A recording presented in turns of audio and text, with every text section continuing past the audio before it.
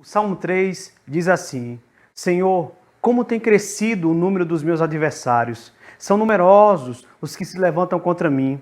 São muitos os que dizem de mim: não há em Deus salvação para ele. Porém tu, Senhor, és o meu escudo, és minha glória e o que exaltas a minha cabeça. Com a minha voz clamo ao Senhor, e Ele do seu santo monte me responde. Deito-me e pego no sono, acordo porque o Senhor me sustenta. Não tenho medo de milhares do povo que tomam posição contra mim de todos os lados. Levanta-te, Senhor, salva-me, Deus meu, pois feres nos queixos a todos os meus inimigos e aos ímpios quebras os dentes. Do Senhor é a salvação e sobre o teu povo a tua bênção. Davi tem uma multidão contrária a ele. Absalão, seu filho, por meio de dissimulações e tramóias, ele reuniu em Hebrom um grupo de aristocratas e de militares de Israel, como nos diz 2 Samuel 15. E ali eles combinaram secretamente uma conspiração contra Davi. E em todo o país, no momento certo, Absalão se autoproclama rei. E ali as trombetas são tocadas desde o sul ao norte. E a frase que se diz entre o povo é: Absalão é rei. Apesar de as pessoas na festa nada saberem, as circunstâncias as obrigaram a aderir àquele movimento. O mesmo ocorreu nos 4 cantos do território. Assim, em pouco tempo, queridos, tornou-se poderosa ali a conspiração e crescia o número de pessoas que eram partidárias às ideias de Absalão. E o próximo passo desse homem perverso foi partir para Jerusalém, a fim de tomar o trono de seu pai Davi. Este, enquanto fugia do filho, foi ainda perseguido e atacado até por gente da própria Jerusalém. Queridos, quantas vezes estamos assim? Parece que é uma multidão contra nós. Pessoas mal intencionadas, pensamentos e sentimentos angustiantes invadem o nosso coração, circunstâncias que amedrontam a nossa alma. Na verdade, parece que estamos dentro de uma tormenta que nunca vai acabar. Foi em um contexto como esse que o Salmo 3 foi escrito por Davi. Agora, aqui nos vem uma pergunta: como Davi reagiu a tudo isso? Observem aí, logo de início, no versículo 1, Davi clama ao Senhor: como têm se multiplicado os meus inimigos, são muitos os que se levantam contra mim. A palavra usada para inimigos aqui também pode ser traduzida como agressores. Tratava-se aqui de um grupo violento. Davi tinha um histórico glorioso como guerreiro e como general. Ele venceu muitas vezes tropas numerosas, mas dessa vez a situação era desesperadora. Quase todo o país se uniu a Absalão em um dos mais executados golpes de Estado da história, queridos. Poucos foram os que permaneceram fiéis a Davi. Por causa disso, as pessoas olhavam para o rei e diziam: não há para ele salvação em Deus. Para essas pessoas, nada podia agora salvar Davi. Contrariando todas as expectativas, Davi não se desespera. Ele busca o Senhor com certas atitudes que devem ser compartilhadas por todos os servos de Deus. A primeira coisa que ele fez foi entregar o seu caminho ao Senhor. Observem, meus irmãos, as palavras de Davi. Ele diz que o Senhor é o seu escudo, é aquele que o protegia.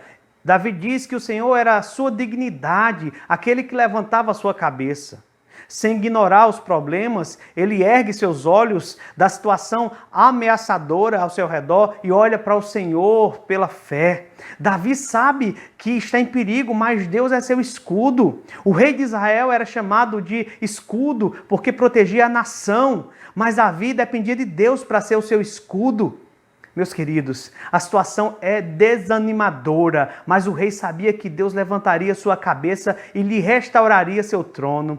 Ele confiava nas promessas de Deus. Davi confiava na aliança que Deus havia feito com ele. Com isso, Davi se esvazia da função de garantir seu próprio bem-estar, pois o responsável e o promotor desse bem é o Senhor em pessoa. O rei Davi também, durante a fuga diante dos seus inimigos, busca o Senhor em oração.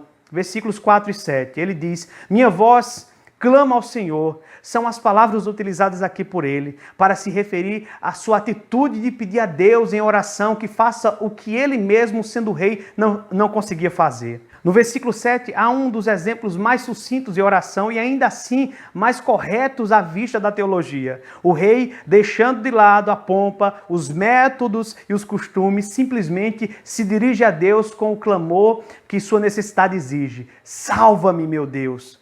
Não há como olhar para esse pedido sem recordar as palavras de Pedro, quando ele tirou os olhos do Senhor e começou a olhar para a força violenta do vento. Ele ficou amedrontado e começou a submergir. E ele clamou a Jesus e disse: salva-me, Senhor. Mateus 14:30. Apesar de na hora das dificuldades ser comum algumas pessoas se esquecerem de Deus para se concentrarem na solução dos problemas, é justamente nessa hora que os servos de Deus devem clamar: salva-me, Senhor. Como resultado da entrega e da oração, Davi agora descansa em Deus. Apesar do conflito familiar, das acusações falsas e do real risco de perder a vida, ao dizer que se deita e dorme, ele completa: acordo porque o Senhor me mantém. Davi demonstra nessa frase não sofrer de insônia nas horas de tribulação, justamente porque sabe que o Senhor atua na sua proteção e no seu amparo. E isso o tranquiliza e o faz descansar. A coragem de Davi é fruto dessa confiança e não dos seus recursos militares. Ele diz: não temo a multidão de pessoas que me cercam. Note bem, Davi escreve isso sabendo que, de fato, milhares de soldados estão se preparando para cercá-lo e matá-lo. E ele diz: a salvação pertence ao Senhor. É a sua declaração final. É interessante que Jonas citou o versículo 8 desse salmo quando estava dentro daquele grande peixe, porque a salvação pertence de fato ao Senhor. Apesar de ter usado uma estratégia brilhante para fazer frente aos planos de Absalão, Davi recusou-se a assumir o crédito. Somente o Senhor receberia a glória.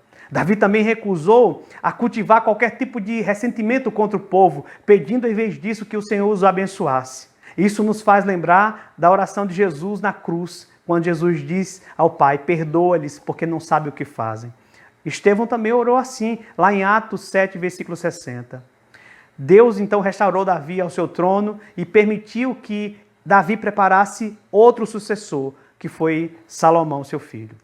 Alguém até poderia dizer que Davi tinha nervos de aço, mas acho que ele não concordaria com isso. Em lugar disso, ele falaria sobre a soberania de Deus, sobre seu amor, sobre seu zelo, sobre a confiabilidade da palavra de Deus e sobre o papel da oração na sua vida.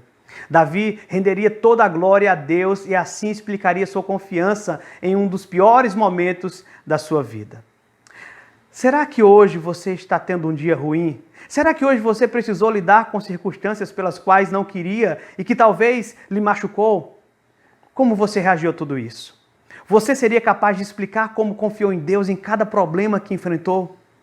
Nesses momentos angustiantes, você clamou a Deus? Você lembrou da soberania de Deus, do amor de Deus, da confiabilidade da sua palavra? Espero que sua resposta tenha sido positiva. Se não, clame a Deus para que lhe dê um coração que a cada dia seja dominado pela palavra e pela confiança no Senhor, para que você consiga descansar e se tranquilizar quando os dias maus vierem.